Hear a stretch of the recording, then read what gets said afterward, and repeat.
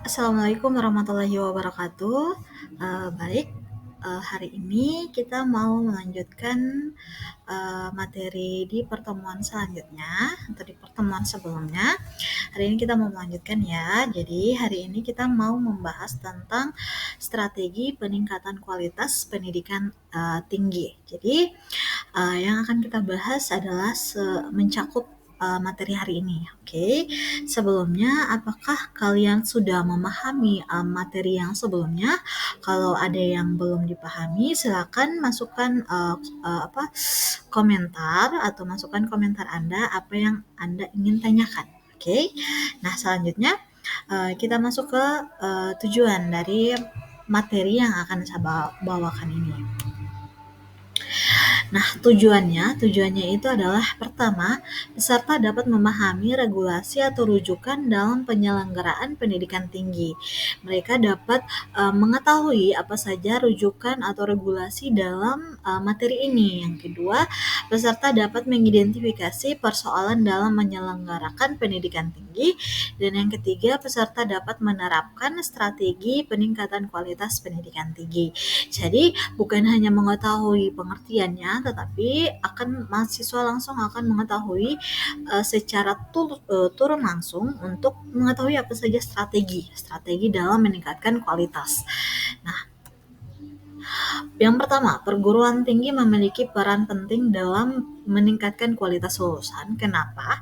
Ada yang bisa jawab? Yang bisa jawab silakan masukkan jawabannya di kolom komentar. Oke, ada yang tahu mengapa perguruan tinggi memiliki peran penting dalam kualitas peningkatan lulusan? Oke, di sini saya bantu jawab ya, karena pendidikan tinggi itu khususnya universitas harus menyediakan wadah bagi mahasiswa untuk mengembangkan potensi dan kemampuan diri mahasiswa. Jadi, universitas itu tugasnya menyediakan wadah, di mana wadah tersebut digunakan mahasiswa untuk mengembangkan potensi dan kemampuan dirinya. Nah, selain itu, perguruan tinggi juga tidak cukup hanya memberikan pengetahuan dan keterampilan, apalagi perguruan tinggi atau universitas juga harus memberikan pengalaman dan nilai-nilai yang dapat membentuk karakter dan kepribadian mahasiswa agar mereka pada saat lulus nanti bisa menjadi mahasiswa yang memiliki pengalaman, nilai-nilai, pengetahuan dan menjadi orang yang terdidik dengan baik. Itulah mengapa pentingnya perguruan tinggi ini memiliki peningkatan kualitas pada lulusan. Jadi lulusan setiap tahun akan mengalami peningkatannya. Jadi pada akhirnya setiap lulusan yang diluluskan dari perguruan tinggi tersebut memiliki peningkatan dalam pengetahuan, pengalaman, pendidikan dan nilai-nilai gitu. Nah, selanjutnya itu regulasi atau rujukan dalam penyelenggaraan pendidikan tinggi. Apa saja yang menjadi regulasi atau rujukan dalam universitas ini dalam menyelenggarakan pendidikan tinggi? Ada banyak peraturan yang mengatur tentang ini. Di sini saya mengambil ada 4. Yang pertama ada Permendikbud nomor 3 tahun 2020 tentang Standar Nasional Pendidikan Tinggi. Di situ coba kalian ketahui bahwa di situ mengatur tentang semua Permendikbud tentang standar-standar nasional khususnya pada perguruan tinggi. Nah, yang kedua ada Permenristekdikti nomor 62 tahun 2016 tentang sistem penjaminan mutu pendidikan tinggi. Di situ juga membahas tentang penyelenggaraan pendidikan tinggi, dan yang terakhir itu ada Permendikbud nomor 5 tahun 2020 tentang akreditas program studi dan perguruan tinggi. Jadi pada Permendikbud nomor 5 ini dia akan mengatur tentang semua akreditas dalam program studi, itu di mana setiap program studi diatur akreditasnya. Jangankan program studi dalam universitas pun akan diatur, akan diatur tentang akreditas yang pas untuk perguruan tinggi dalam menyelenggarakan pendidikan. Nah, selanjutnya ada pada Permendikbud nomor 53 tahun 2023 tentang penjaminan mutu pendidikan tinggi. Nah, Ini ada beberapa identifikasi hal-hal yang harus diketahui, yaitu yang pertama, apa pengertian standar nasional pendidikan tinggi. Jadi di sini setelah saya menjelaskan kepada kalian tentang awal atau gambaran atau bayangan dari uh, ident apa tentang strategi peningkatan kualitas pendidikan tinggi. Jadi kita harus tahu apa pengertian standar nasional pendidikan tinggi, apa saja standar dalam Permendikbud nomor 53, apa pengertian SPMI dan SPME, dan sebutkan dokumen tahapan SPMI serta pengertian akreditas program studi dan perguruan tinggi dan dokumentasi atau dokumen apa saja yang perlu yang diajukan oleh program studi dan perguruan tinggi dan sistematikanya itu seperti apa. Ini saya mengharapkan di sini saya akan membagi sebuah kelompok, membagi beberapa kelompok, maksudnya membagi beberapa kelompok di mana kelompok membahas salah satu di antara poin yang saya bahas tadi. Jadi satu kelompok membahas pengertian standar nasional perguruan tinggi, baru standar dalam Permendikbud itu apa. Jadi semuanya saya harap untuk mencari identifikasi tentang strategi, ya kan? Kalau sudah selesai, ini akan saya kumpulkan sebentar. Nah, sebelum lanjut ke sini silakan dipoto saja. Nah, setelah itu sudah selesai dipoto. Kalau sudah selesai kita lanjut ya. Nah, di sini kita akan bermain peran. Namanya juga strategi dalam peningkatan kualitas pendidikan tinggi, kualitas lulusan pendidikan tinggi, di mana kita harus turun langsung.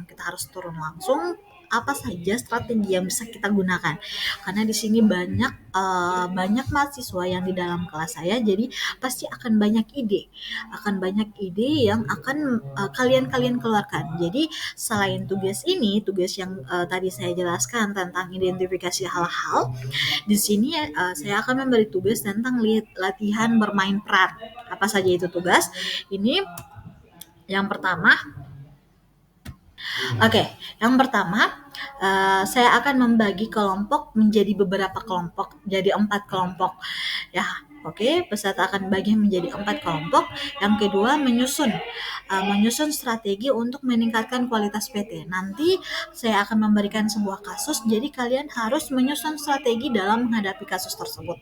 Nah, yang ketiga, setelah kalian sudah merunding atau setelah kalian memikirkan atau bekerja sama dalam mencari jalan keluar dan kalian telah mengetahui jalan keluarnya apa, lalu kalian akan presentasikan hasil yang kalian dapati dan kalian diskusikan, dan selain itu setelah itu kalian akan menyimpulkan strategi yang kalian keluarkan atau kalian berikan ini apakah sudah sesuai atau tidak gitu.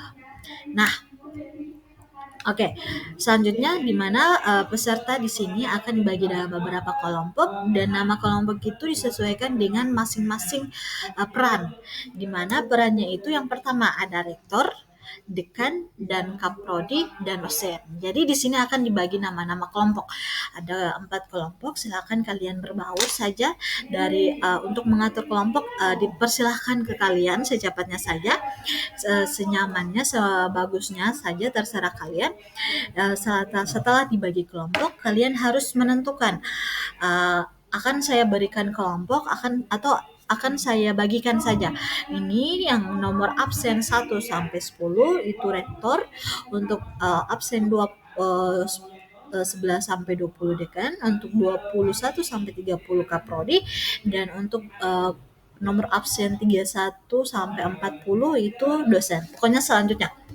Ini kan berjumlah 40. Sudah selesai. Jadi kelompok 1 rektor, kelompok 2 dekan, kelompok 3 kaprodi, dan kelompok 4 itu dosen. Nah, tugasnya ini susun strategi peningkatan kualitas perguruan tinggi berdasarkan peran masing-masing. Yang pertama, rektor di sini memiliki tugas untuk memberikan kebijakan dan regulasi Itu adalah tugas si rektor. Selanjutnya tugas si dekan. Dekan ini adalah kepala unit pengelola program studi. Jadi dia memiliki pengaruh atau memiliki berdampak pada pengelola program studi. Nah, setelah dari dekan kita turun ke kaprodi. Kaprodi ini adalah pelaksana akademi, di mana dia membahas tentang kurikulum dan metodologi dalam program studi. Ini adalah kaprodi.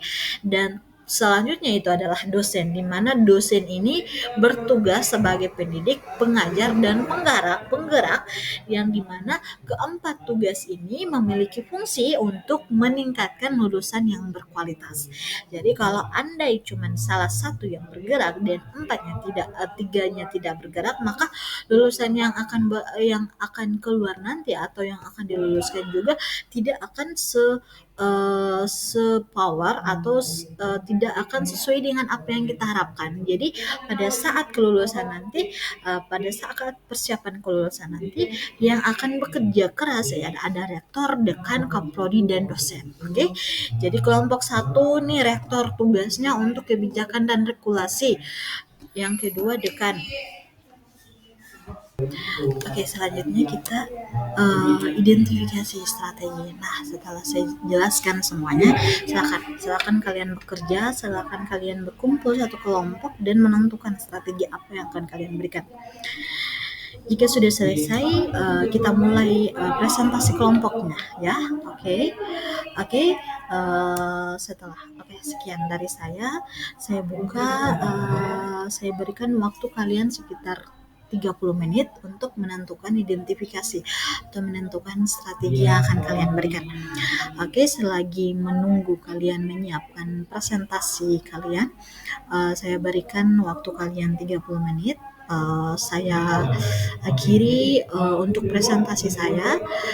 Silahkan kalian berkumpul atau merapatkan atau membicarakan apa yang akan kalian lakukan, strategi apa yang akan kalian berikan.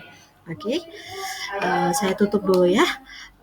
Kalau sudah selesai, saya balik lagi 30 menit kemudian. Saya menunggu presentasi dari kelompok pertama, itu kelompok satu yaitu Pak Rektor. Jadi silakan Pak Rektor duluan, baru dekan, baru kaprodi, baru dosen. Oke, saya tutup materi hari ini. Silahkan tugasnya dikerjakan. Kita lanjut nanti setelah tugasnya telah selesai dan sudah siap untuk maju presentasi. Oke, sekian dari materi hari ini. Saya tunggu ya 30 menit begitu. Saya beri waktu 30 menit. Kalau sudah selesai kita lanjut lagi. Oke, silakan kepada semua kelompok berkumpul. Kalau sudah, saya tutup. Oke, karena sudah berhubung, sudah selesai, kita tutup. Terima kasih semua. Lebih dan kurangnya saya mohon maaf untuk materi yang saya berikan. Lebih dan kurangnya saya mohon maaf. Wabillahi taufiq wal hidayah. Wassalamualaikum warahmatullahi wabarakatuh.